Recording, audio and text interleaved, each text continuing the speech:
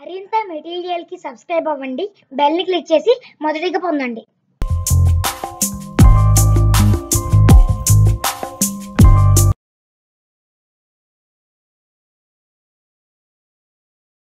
Hi friends, ఈ వీడియోలో AP ఎకానమీకి సంబంధించి గ్రూప్ 1, గ్రూప్ 2, గ్రూప్ 3 మెయిన్స్లో కవర్ అయ్యే సిలబస్ని పూర్తి స్థాయిలో వివరించడం జరుగుతుంది. ముందుగా గ్రూప్ 1 సంబంధించి పేపర్ 3లో వ్యవసాయ పరపతి, సంస్థాగతం కాని పరపతి మూలాలు, సంస్థాగత పరపతి మూలాలు, మైక్రో ఫైనాన్స్, అలాగే గ్రూప్ 2 పేపర్లో సహకార సంఘాల పాత్ర, ఏపీ పరపతిలో సహకార సంఘాల వాటా, అలాగే చివరగా గ్రూప్ 3 పేపర్లో గ్రామీణ పరపతి సినారియో, పరపతిలో బ్యాంకులు, సహకార సంఘాలు, మైక్రో ఫైనాన్స్ల పాత్ర మొదలైన అన్ని అంశాలను కూడా పూర్తి స్థాయిలో ఈ వీడియోలో వివరించడం జరిగింది. ఇక ఈ వీడియోలో మనం చర్చించనున్న అంశాలు ఏంటంటే పరపతి అనగానేమి, పరపతి ఎన్ని రకాలు, చెల్లించే విధానాన్ని బట్టి పరపతి ఎన్ని రకాలు, అలాగే పరపతినిచ్చే ఆధారాలు ఏంటి, సంస్థాగత ఆధారాలు ఏంటి, అవి ఎన్ని రకాలు, వాటి పాత్ర ఏమిటి, అలాగే సంస్థాగతం కాని ఆధారాలు ఏంటి, అవి ఎన్ని రకాలు, ప్రస్తుతం వాటి పాత్ర ఏంటి, అదేవిధంగా ఏపీ ప్రభుత్వం చేస్తున్న వ్యవసాయ రుణమాఫీలు, ప్రస్తుత గణాంకాలు, అలాగే వడ్డీ మాఫీ పథకాలు, ప్రస్తుత గణాంకాలు, ఇవన్నీ కూడా ఏపీ ఎకనామిక్ సర్వే 2016-17ని అనుగుణంగా తయారు చేయడం జరిగింది. అలాగే కౌలు రైతులు, వాళ్ళకి ఇచ్చిన రుణాలు, రైతుశ్రీ పథకము, పావలా వడ్డీ పథకము, Kisan credit card, RuPay Kisan credit card, చివరగా సూక్ష్మ విత్తం మొదలగు అన్ని టాపిక్స్ను కూడా ఇన్ డీటెయిల్గా ఇందులో చర్చించడం అనేది జరుగుతుంది.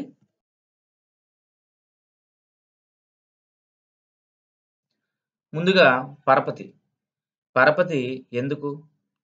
ఎందుకంటే వ్యవసాయం అనేది ప్రకృతి దయాదాక్షిణ్యాలపై ఆధారపడేది. ప్రకృతి కనికరిస్తే రైతుకి ఆదాయాలు గణనీయంగా ఉంటాయి. ప్రకృతి కనికరించకపోతే ఆదాయాలు పడిపోయి అప్పులు చేయాల్సిన పరిస్థితి వస్తుంది. అందువల్ల వ్యవసాయదారుడు పెట్టుబడుల కోసం అప్పులు చేస్తాడు. అదేవిధంగా వ్యవసాయం ద్వారా లభించే ఆదాయం చాలక చేసిన అప్పులకి వడ్డీలు తీర్చలేక ఇంకా భారం పెరిగి రుణగ్రస్తతకి కారణమవుతాడు.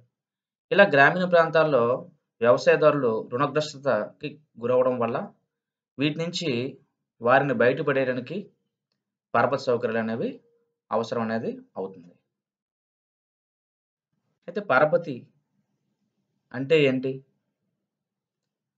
వ్యవసాయదారులు పంటలు పండించడానికి అవసరమైన ఉత్పాదకాలు, అలాగే వ్యవసాయ పనులు చేపట్టడానికి అవసరమైన పరపతిని వ్యవసాయ పరపతి అని అంటారు. అయితే వ్యవసాయ ఉత్పాదకాలు అంటే విత్తనాలు, ఎరువులు, పురుగు మందులు మొదలైన వాటిని కూడా వ్యవసాయ ఉత్పాదకాలని మనం చెబుతాం. ఈ ఉత్పాదకాలని వ్యవసాయదారుడు అన్ని వేళ సొంతంగా సమకూర్చుకోలేడు. ఇంకా చిన్న ఉపాంత రైతులకి ఖచ్చితంగా పరపతి అన్నది అవసరం అవుతుంది. ఇక పరపతి తీసుకునే కాల పరిమితిని బట్టి పరపతి అనేది 3 రకాలు: స్వల్పకాలిక పరపతి, మధ్యకాలిక పరపతి, దీర్ఘకాలిక పరపతి. చాలాసార్లు ఈ పరపతులు, అవి తీసుకునే కాలాలు, అవి దేనికోసం తీసుకుంటారు అనే అంశాలు పరీక్షలో చాలాసార్లు అడగడం జరిగింది.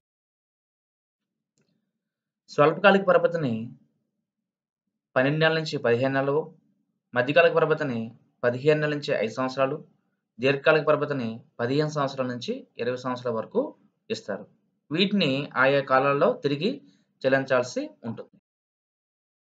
స్వల్పకాలిక పరపతిని ఉత్పాదకాలైన విత్తనాలు, ఎరువులు, పురుగు మందులు కొనుగోలు నిమిత్తం ఇస్తారు. అలాగే మధ్యకాలిక పరపతిని భూమిని మెరుగుపరచడానికి బావులు తవ్వకము, పశువుల కొనుగోళ్లు, వ్యవసాయ పనిముట్లు వంటి వాటిని కొనుగోలు చేయడానికి ఇస్తారు. ఇక దీర్ఘకాల పరపతిని శాశ్వతంగా భూమిని అభివృద్ధి చేయడానికి పరికరాలు లేదా యంత్రాలు, ట్రాక్టర్లు, మోటార్ ఇంజన్లు వంటి వాటిని, ఖరీదైన వాటిని కొనుగోలు చేయడానికి దీర్ఘకాల పరపతిని ఇస్తారు. ఎందుకంటే వీటిని వ్యవసాయదారుడు తక్కువ టైంలో తిరిగి చెల్లించలేడు కాబట్టి కాల పరిమితి అనేది ఇందులో ఎక్కువగా ఉంటుంది. తర్వాత పరపతిని తీసుకునే వ్యక్తులు, సంస్థలను బట్టి ఇవి 2 రకాలు: ఒకటి ప్రత్యక్ష పరపతి, రెండోది పరోక్ష పరపతి. వ్యవసాయము, వ్యవసాయ అనుబంధ రంగాల కోసం రైతులే వ్యక్తిగతంగా రుణం తీసుకొని, రైతులే తిరిగి చెల్లించాల్సిన విధానాన్ని ప్రత్యక్ష పరపతి అంటారు. దీనిని స్వల్పకాలిక, మధ్యకాలిక, దీర్ఘకాలిక పరపతిగా చెప్తారు. అలా కాకుండా ఎరువులు వ్యాపారస్తులు, గిడ్డంగి సంస్థలు, FCA1 సంస్థలు వ్యవసాయ రంగానికి అవసరమైన ఉత్పాదకాలను సరఫరా చేయడానికి కూడా రుణాలు తీసుకుంటారు. ఇలాంటి రుణాలను ఏమంటారంటే పరోక్ష పరపతి అంటారు. అంటే పరపతి ఆధారాలు ప్రధానంగా 2 రకాలు. సంస్థాగతం కానివి, సంస్థాగతమైనవి. సంస్థాగతం కాని రుణాలు తిరిగి మళ్ళీ ఒక 4 రకాలుగా మనం చెప్పవచ్చు. అవేంటంటే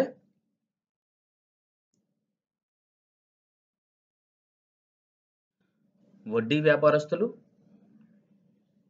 కమిషన్ ఏజెంట్లు, అలాగే భూస్వాములు, అలాగే స్నేహితులు, బంధువులు.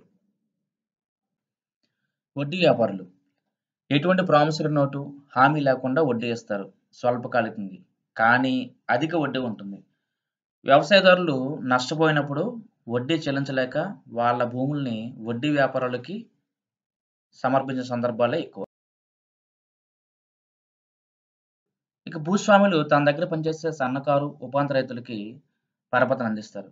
అంటే వీళ్ళ వాటా తరచూ పెరగడం అనేది జరుగుతూ ఉంది. ప్రస్తుతం వీళ్ళ వాటా 10% ఉంది. స్నేహితులు, బంధువులు వీళ్ళు వడ్డీ లేకుండానే పరపతిని అందించినప్పటికీ ఖచ్చితంగా పరపతి లభిస్తుంది అని హామీ అనేది ఇక్కడ అనేది ఉండదు. మొత్తంగా చూస్తే భారతదేశంలో 1951, 52లో పరపతిలో వాటా అధికంగా ఉండేది వడ్డీ వ్యాపారులు. ప్రస్తుతం వీరి వాటా తగ్గింది. అలాగే వ్యాపారస్తులు, కమిషన్ ఏజెంట్లు, భూస్వాములు, స్నేహితుల వాటా కూడా పెద్దగా మార్పులు అనేవి లేవు. భూస్వాములు చూస్తే తరచుగా పెరగడం, తగ్గడం అనేది జరుగుతూ ఉంది. మొత్తంగా సంస్థాగతం కాని రుణాలు 1951, 52లో సుమారు 93% ఉన్నాయి. వీటి వాటా 95, 96కి 20% తగ్గింది. ఆంధ్రప్రదేశ్ సంబంధించి సరైన గణాంకాలు లభించిన కారణంగా ఇక్కడ ఇండియా చెప్పడం జరిగింది. సుమారు ఆంధ్రప్రదేశ్లో కూడా ఇదే విధంగా సంస్థాగతం కాని పరపతి వాటా ఇదే విధంగా ఉంటుంది. సంస్థాగత పరపతికి వస్తే ప్రభుత్వం ఇచ్చే తక్కువ రుణాలు, వాణిజ్య బ్యాంకులు, ప్రాంతీయ గ్రామీణ బ్యాంకులు, సహకార పరపతి సంస్థలు. ప్రభుత్వం ఇచ్చే తక్కువ రుణాలు ప్రత్యక్షంగా రైతుకు అందించే రుణాలు ఇవి. వాణిజ్య బ్యాంకులు వ్యవసాయము, ఇతర అనుబంధ రంగాలకు ఇచ్చే రుణాలు.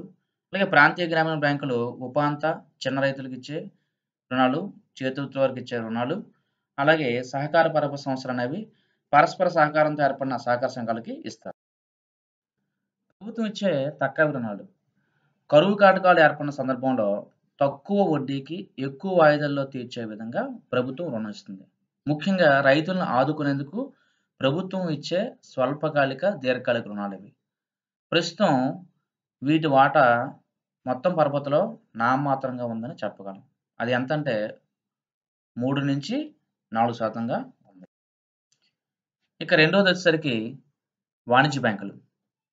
1955కి ముందు వాణిజ్య బ్యాంకులు వ్యవసాయానికి ఇచ్చే రుణాలు చాలా నామమాత్రంగా ఉండేవి. కానీ 1963లో వ్యవసాయ పునఃపరపతి సంస్థ ARC ఏర్పడిన తర్వాత 1969లోను, 1980లోను బ్యాంకులను జాతీయం చేసిన తర్వాత 1969లో ప్రవేశపెట్టిన లీడ్ బ్యాంక్ పథకం తర్వాత వ్యవసాయానికి ఇచ్చే పరపతి గణనీయంగా పెరిగింది. భారతదేశంలో కానీ, అలాగే ఆంధ్రప్రదేశ్లో కానీ, సంస్థాగత పరపతిలో కానీ లేదా మొత్తం పరపతిలో కానీ అధిక వాటాతో మొదటి స్థానంలో ఉన్నవి వాణిజ్య బ్యాంకులే. 1955లో బ్యాంకులు ఏర్పడినప్పుడు కూడా గ్రామీణ ప్రాంతాలకి విస్తరణ అనేది తక్కువగా ఉంది. అందుకోసం DR గాడ్గిల్ అధ్యక్షతన ఏర్పడిన బృందం జాతీయ బ్యాంకులు ఏరియా అప్రోచ్ అనే విధానాన్ని అనుసరించాలని సూచించాయి. దీనికి అనుగుణంగా 1969లో రిజర్వ్ బ్యాంక్ నారీమన్ అధ్యక్షతన ఒక బ్యాంకర్ల సంఘాన్ని ఏర్పాటు చేసింది. దీన్నే నారీమన్ సంఘం అంటారు. ఇది పైన చెప్పిన జాతీయ బ్యాంకుల ఏరియా అప్రోచ్ని అనుసరించాలని, దీనికోసం లీడ్ బ్యాంక్ పథకాన్ని ప్రవేశపెట్టాలని చెప్పింది. ఆర్బీఐ నిబంధనల ప్రకారము వాణిజ్య బ్యాంకులు ఏ ఏ రంగాలకి ఎంతెంత పరపతిని చెల్లించాలి? ఈ విషయం చాలాసార్లు పరీక్షలో అడగడం జరిగింది. ప్రాధాన్యత రంగాలకి 40%, అలాగే వ్యవసాయ రంగానికి 18% ఖచ్చితంగా పరపతిని వాణిజ్య బ్యాంకులు అనేవి అందచేయాలి. ఒకవేళ ఈ నిష్పత్తిలో వాణిజ్య బ్యాంకుల పరపతిని అందచేయకపోతే గ్రామీణ అవస్థాపన అభివృద్ధి నిధికి ఆ తగ్గిన మొత్తాన్ని చెల్లించవలసి ఉంటుంది. తర్వాత మూడవది ప్రాంతీయ గ్రామీణ బ్యాంకులు. 1975 అక్టోబర్ 2న దేశంలో 5 ప్రాంతాల్లో 5 ఆర్ఆర్బీలను ఏర్పాటు చేశారు. అవి ఉత్తరప్రదేశ్లోని మొరాదాబాద్, గోరఖ్పూర్, హర్యానాలోని భివానీ, రాజస్థాన్లోని జైపూర్, పశ్చిమ బెంగాల్లోని మాల్దా ప్రాంతాల్లో. అయితే ప్రతి ఆర్ఆర్బీ కూడా అధీకృత మూలధనాన్ని ₹1 కోటి గాను, జారీ చేయవలసిన మూలధనాన్ని ₹25 లక్షల గాను ఉంటుంది. అయితే ఈ క్యాపిటల్ని కేంద్ర ప్రభుత్వము, రాష్ట్ర ప్రభుత్వము స్పాన్సర్ చేసిన బ్యాంకులు వరుసగా 50%, 15%, 30%గా సమకూర్చాల్సి ఉంటుంది. అయితే మొత్తం పరపతిలో వాణిజ్య బ్యాంకుల తర్వాత ఆర్ఆర్బీలది రెండో స్థానంగా మనం చెప్పవచ్చు. నాలుగవది సహకార పరపతి. 1904 సంవత్సరంలోనే భారతదేశంలో సహకార ఉద్యమం అనేది మొదలైంది. వడ్డీ వ్యాపారుల నుంచి అలాగే రైతుల్ని రుణగ్రస్తత నుంచి విముక్తి చేయడానికి సహకార పరపతి చట్టాన్ని ప్రవేశపెట్టారు. 1911లో మొదటిసారిగా సహకార పరపతి చట్టాన్ని పరపతి రంగంలో తీసుకొచ్చారు. తర్వాత 1912లో ఇతర రంగాలకు కూడా అంటే పరపతి ఇతర రంగాల్లో కూడా దీన్ని విస్తరించారు. ఇలా ఏర్పడిన సంస్థలని పర్యవేక్షించడానికి అలాగే వాటికి కావాల్సిన మూలధనాన్ని సమకూర్చడానికి 1940లో మరొక చట్టాన్ని భారత ప్రభుత్వం అనేది తీసుకురావడం జరిగింది. ఈ చట్టం ద్వారా పై సంస్థలని నియంత్రణ, సమన్వయం చేయడం జరుగుతున్నది.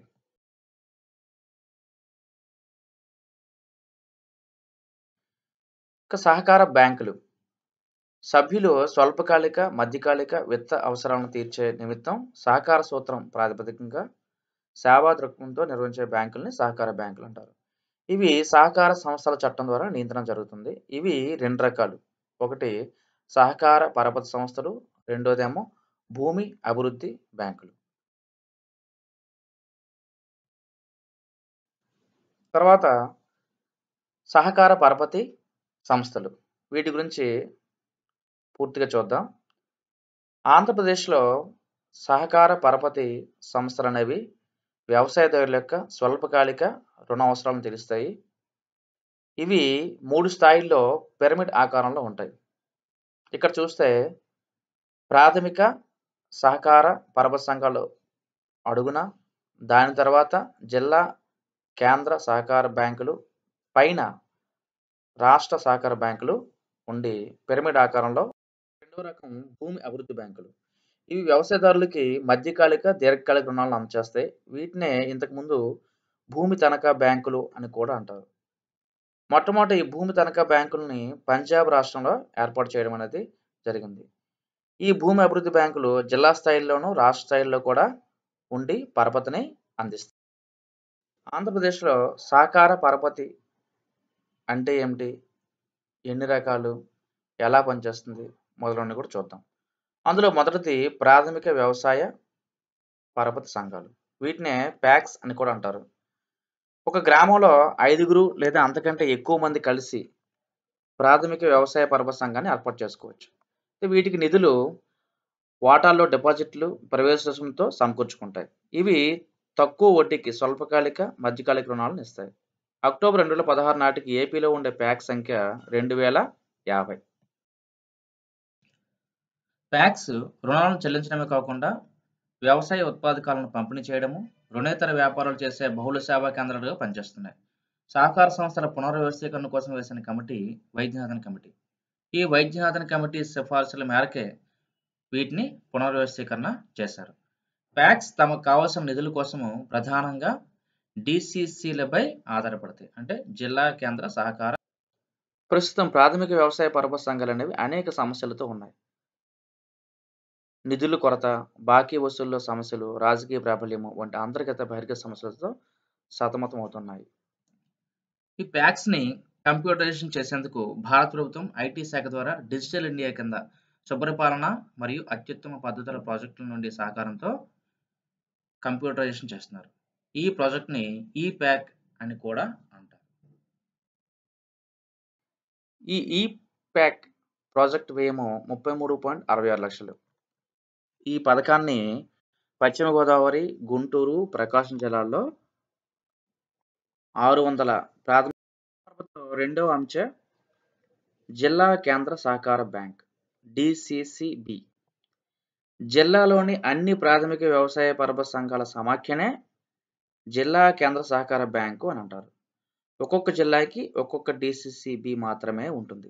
అంటే ప్రస్తుతం రాష్ట్రంలో 13 DCCBలు ఉన్నాయి. ఇవి ప్రాథమిక వ్యవసాయ పరపతి సంఘాలకు రాష్ట్ర సహకార బ్యాంకు అనుసంధానకర్తలుగా పనిచేస్తాయి. తర్వాతది రాష్ట్ర సహకార బ్యాంక్. రాష్ట్ర సహకార పరపతిలో ఇదే శిఖరాగ్ర సంస్థ. ఇది వ్యక్తులకు నేరుగా రుణాలు అనేది ఇవ్వదు. దీని ప్రధాన విధి DCCలపై నియంత్రణ మరియు వాటి కార్యక్రమాలని పర్యవేక్షించడం, సమన్వయం చేయడం. వీటికి నిధులు DCCBలోంచి వాటాలను మూలధనము, అలాగే డిపాజిట్లు, నిల్వ నిధులు, ఇతర బ్యాంకుల నుంచి స్వీకరించే రుణాలు నిధులుగా ఉంటాయి. ఇంకా తన నిర్వహణ మూలధనంలో 50 నుంచి 90% నిధులను నాబార్డు నుంచి ఈ రాష్ట్ర సహకార బ్యాంక్ అనేది సమీకరించుకుంటుంది. రాష్ట్ర సహకార బ్యాంక్ అనేది గ్రామీణ పరపతికి అలాగే నాబార్డుకు మధ్య అనుసంధానకర్తగా పనిచేస్తుంది. ఆంధ్రప్రదేశ్ రాష్ట్రంలో రాష్ట్ర సహకార బ్యాంక్ యొక్క ప్రధాన కార్యాలయము విజయవాడలో, జోనల్ శాఖలు విశాఖపట్నం, విజయవాడ, ఒంగోలు, హైదరాబాద్లో ఉన్నాయి. ఏపీ ఎకనామిక్ సర్వే 2016-17 ప్రకారము డిసెంబర్ 2016 నాటికి DCCBలు, ప్యాక్ల ద్వారా రాష్ట్ర సహకార బ్యాంక్ మంజూరు చేసిన పరపతి 4,844.76 కోట్లుగా ఉంది. ఇవే కాకుండా సమీకృత సహకార అభివృద్ధి ప్రాజెక్టును ఆంధ్రప్రదేశ్ రాష్ట్రంలో అమలు చేస్తున్నారు. ముందుగా 11 జిల్లాల్లో అమలు చేశారు. ఇంకా ప్రకాశం, పశ్చిమ గోదావరి జిల్లాల్లో ఈ మధ్య కాలంలో తొలి దశను అమలు చేశారు. రైతులు తమ ఉత్పత్తులకి కనీస మద్దతు ధర లభించే విధంగా రాష్ట్రంలో 13 జిల్లా సహకార మార్కెటింగ్ సొసైటీలు కూడా 1987లో ఆంధ్రప్రదేశ్ రాష్ట్రంలో సింగిల్ విండో వ్యవస్థను ప్రవేశపెట్టిన తర్వాత మార్క్ఫెడ్ తన సేవల్ని ప్రాథమిక స్థాయిలో ప్యాక్స్, జిల్లా స్థాయిలో జిల్లా సహకార మార్కెటింగ్ సంఘాల ద్వారా అందజేస్తారు. సహకార విద్య శిక్షణ రంగంలో ఆంధ్రప్రదేశ్ రాష్ట్ర సహకార యూనియన్ అత్యుత్తమ సంస్థ. దీని క్రింద 6 శిక్షణా సంస్థలు అనేవి. సహకార వ్యవస్థలో అనేక లోపాలు ఉన్నాయి. సహకార స్ఫూర్తి లోపించడము, రాజకీయ ప్రాబల్యము, ప్యాకల్ పరిపాలనలో అవినీతి, నిధులు లేమి, డిపాజిట్లను సమీకరించలేకపోవడము, బకాయిలను వసూలు చేయలేకపోవడము, అలాగే వ్యాపారస్తులు ప్రైవేట్ వ్యక్తుల నుంచి పోటీని తట్టుకోలేకపోవడము, అదేవిధంగా ఉన్న వనరులని సరిగా ఉపయోగించలేకపోవడం కూడా ఒక కారణం. స్వల్పకాలిక స్థిరీకరణ నిధి, దీర్ఘకాలిక నిధి 1963 నాటి ARC ఈ మూడింటిని కలిపి శివరామకృష్ణన్ సిఫార్సులపై నాబార్డును 1982 జూలై 12న ఏర్పాటు చేశారు. ఇది పార్లమెంట్ చట్టం ద్వారా ఏర్పడింది. భారతదేశంలో వ్యవసాయము, గ్రామీణాభివృద్ధికి శిఖరాగ్ర సంస్థగా నాబార్డుని మనం చెబుతాం. నాబార్డు యొక్క అధికృత మూలధనం 500 కోట్ల రూపాయలు, అలాగే జారీ చేసే మూలధనం 100 కోట్ల రూపాయలు. దీన్ని 1990-2000 సంవత్సరంలో 2000 కోట్లుగా పెంచారు. దీన్ని కేంద్ర ప్రభుత్వం, రిజర్వ్ బ్యాంకులు రెండు సమానంగా 50-50% సమకూరుస్తాయి. 1995-96లో RIDF-ను కూడా ఏర్పాటు చేశారు. ఇది గ్రామీణ ప్రాంతాల్లో అవస్థాపన సదుపాయాలు కల్పించడానికి. నాబార్డు విధులని మనం చూస్తే వ్యవసాయము, చిన్న పరిశ్రమలు, కుటీర పరిశ్రమలు, చేతి పనులు మొదలైన వాటికి పెట్టుబడి కోసం రీఫైనాన్స్ చేసి సమగ్ర గ్రామీణాభివృద్ధికి తోడ్పడుతుంది. సహకార పరపతి సంఘాలకు, భూమి అభివృద్ధి బ్యాంకులకు, ప్రాంతీయ గ్రామీణ బ్యాంకులకు స్వల్ప, మధ్య, దీర్ఘకాలిక పరపతిని సమకూరుస్తుంది. ఇంకా సహకార పరపతి సంఘాలకు మూలధనాన్ని సమకూర్చే నిమిత్తం రాష్ట్రాలకు 20 సంవత్సరాల కాలపరిమితితో దీర్ఘకాలిక రుణాలను సమకూరుస్తుంది. ఇంకా సహకార పరపతి సంఘాలు, ప్రాంతీయ గ్రామీణ బ్యాంకులు వీటిని తప్ప ఇతర అన్ని సహకార బ్యాంకులను తనిఖీ చేసే అధికారము నాబార్డుకి ఉంది. ముందుగా చెప్పుకున్నట్టు గ్రామీణ పరపతి వ్యవసాయానికి భారతదేశంలో శిఖరాగ్ర సంస్థ నాబార్డు. ఆర్బీఐ నాబార్డుకు జాతీయ వ్యవసాయ పరపతి నిధి, జాతీయ వ్యవసాయ స్థిరీకరణ నిధులని బదిలీ చేసింది. ఇంకా నిధులని ప్రపంచ బ్యాంకు, ఇతర అంతర్జాతీయ అభివృద్ధి సంస్థల నుంచి కూడా స్వీకరిస్తుంది. ఇంకా అదనపు నిధులని మార్కెట్ రుణాలు, ఆర్ఐడిఎఫ్ డిపాజిట్ల ద్వారా కూడా సమీకరించుకుంటుంది. తర్వాత ఆంధ్రప్రదేశ్ రాష్ట్రానికి వచ్చేసరికి ముఖ్యంగా 2 రకాల రుణాలను చెప్పొచ్చు. వడ్డీ లేని రుణాలు, అలాగే పావలా వడ్డీ. వడ్డీ లేని రుణాలనే రైతు శ్రీ రుణాలను కూడా అంటారు. సంస్థాగత పరపతిని ఎవరైతే వినియోగించలేకపోతున్నారో వాళ్ళ కోసము 2008-9లో ఆంధ్రప్రదేశ్ ఈ పథకాన్ని ప్రవేశపెట్టింది. ఈ పథకం కింద 1 లక్ష రూపాయలని రైతులకి అందజేస్తారు. 1 సంవత్సరం లోపు రుణాన్ని తీసుకున్న రైతులు తిరిగి చెల్లిస్తే వాళ్ళకి 1 లక్ష నుంచి 3 లక్షల వరకు గరిష్టంగా రుణాలని అందజేస్తారు. అయితే ఈ రుణం అనేది 3% వడ్డీ కింద ఇస్తారు. అందుకే దీన్ని పావలా వడ్డీ అని కూడా అంటారు. ఎవరైతే సకాలంలో రుణాలు చెల్లిస్తారో, అంటే సంవత్సరంలోపు ఎవరైతే తీసుకున్న రుణాన్ని తిరిగి చెల్లిస్తారో వాళ్ళకి మాత్రమే పావలా వడ్డీని ప్రభుత్వం ఇస్తుంది. ఇలా సకాలంలో ఎవరైతే తిరిగి రుణాలను మొత్తాన్ని చెల్లిస్తారో అలా వాళ్ళు తీసుకున్న రుణాలపై తిరిగి 4% వడ్డీని వాళ్ళ బ్యాంక్ ఖాతాల్లో జమ చేస్తుంది. ఏపీ ఎకనామిక్ సర్వే 2016-17 ప్రకారము 2015-16లో వడ్డీ లేని రుణాలు 31.1 కోట్లు, అలాగే పావలా వడ్డీ కింద ఇచ్చిన రుణాలు 87 లక్షలు. అలాగే 2016-17లో అక్టోబర్ 2016 వరకు వడ్డీ లేని రుణాల కింద 119.28 కోట్లను, పావలా వడ్డీ కింద 3.16 కోట్లను ప్రభుత్వము పరపతి కింద జారీ చేసింది. మొదట తీసుకున్న లక్షపై ఎటువంటి వడ్డీ ఉండదు. తర్వాత కాలంలో పావలా వడ్డీపై 3% వడ్డీ ఉంటుంది. తిరిగి చెల్లిస్తే 4% వడ్డీని తిరిగి వాళ్ళ బ్యాంక్ ఖాతాల్లో జమ చేస్తుంది. వ్యవసాయ రుణమాఫీ పథకం కింద 2014 ఆగస్టులో ఏపీ ప్రభుత్వము 1,50,000 రూపాయల వరకు రుణమాఫీ ప్రకటించింది. ఇందులో వ్యవసాయ రుణాలను, బంగారం తాకట్టు పెట్టి తీసుకున్న రుణాలను ఇందులో మాఫీ చేసింది. అలాగే దీనికోసము ఒక రైతు సాధికార సంస్థను కూడా ఏర్పాటు చేసింది. ఇది ప్రతికూల వ్యవసాయ పరిస్థితుల్లో రైతుల్ని ఆర్థిక సంక్షోభం నుంచి కాపాడేందుకు ఈ సంస్థను ఏర్పాటు 2016-17 ఏపీ ఎకనామిక్ సర్వే ప్రకారము మొత్తం వ్యవసాయ రుణమాఫీ కింద మొదటి విడతలో 7,565 కోట్లను విడుదల చేసి 54.98 లక్షల ఖాతాలను రిడీమ్ చేశారు. రెండో విడతలో నవంబర్ 9, 2016 నాటికి వ్యవసాయ రుణమాఫీ కింద 2,977 కోట్లను విడుదల చేసి 23.83 లక్షల ఖాతాలను రుణమాఫీ చేశారు. అలాగే అనవసరమైన తప్పిదాలను, అంటే బ్యాంకుల వల్ల వచ్చే పొరపాట్లను సవరించడానికి లేదా అవగాహన కల్పించడానికి ఒక గ్రామ కమిటీలను గ్రామ స్థాయిలో ఏర్పాటు చేశారు. అలాగే ఈ పథకంపై పూర్తి అవగాహన కల్పించడం కోసం రైతు కోసం చంద్రన్న పథకాలు అనే కార్యక్రమంలో కూడా అవగాహన కల్పించారు. 2015-16లో రుణమాఫీ కింద ఎక్కువ అర్హత ఉన్న జిల్లా కడప, తక్కువ అర్హత గల జిల్లా విజయనగరం. మొత్తంగా వ్యవసాయ రుణాలు అధికంగా పంపిణీ చేసిన జిల్లా గుంటూరు, తక్కువ పంపిణీ చేసిన జిల్లా విజయనగరం. అదేవిధంగా 2011లో ఆంధ్రప్రదేశ్ ప్రభుత్వము ఆంధ్రప్రదేశ్ లైసెన్స్డ్ కల్టివేటర్స్ యాక్ట్ 2011ని తీసుకొచ్చింది. దీనిలో భాగంగా కౌలు రైతులకు రుణాలను అందిస్తుంది. ఏపీ ఎకనామిక్ సర్వే 2016-17 ప్రకారము 2015-16 సంవత్సరంలో మొత్తం కౌలుదారులకు రుణాలు మరియు ఇతర ప్రయోజన అర్హత కార్డులను జారీ చేసినవి 5,00,000 రుణాలు 75. రుణార్హత కార్డులు కలిగి ఉన్న 1,431,000 మందికి పంట రుణాల కింద 243.4 కోట్లను జారీ చేశారు. 2016-17 సంవత్సరంలో కౌలుదారులకు రుణాలు మరియు ఇతర ప్రయోజన అర్హత కార్డులు జారీ చేసినవి 5,90,708. ఇవి ముందు ఇచ్చిన కార్డులను రెన్యువల్తో కలిపి, అంటే రెన్యువల్ కార్డులతో కలిపి. ఇందులో రుణార్హత కార్డులు కలిగి ఉన్నవి 71,940 మందికి పంట రుణాల కింద 182.12 కోట్లను జారీ చేశారు. ఖరీఫ్ సీజన్లో అతివృష్టి కారణంగా వ్యవసాయదారులు నష్టపోయిన కారణంగా 2010 ఖరీఫ్ నుంచి 2011 మార్చి వరకు కూడా ఏపీ ప్రభుత్వము రుణాలపై వడ్డీని మాఫీ చేసింది.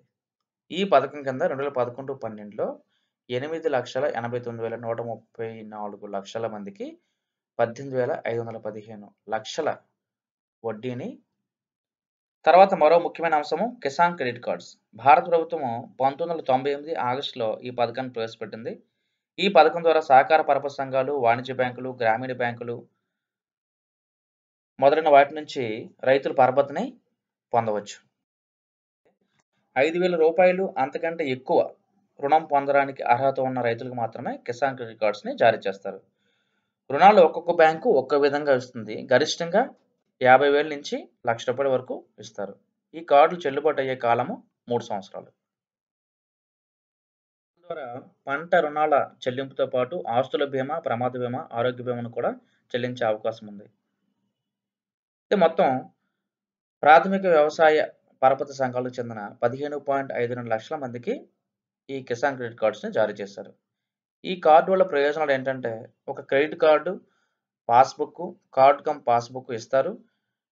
దీంట్లో నగదుకి వస్తువుకి తేడా తొలగిపోయి పరపతిని పొందడం రైతులకి సులభం అవుతుంది.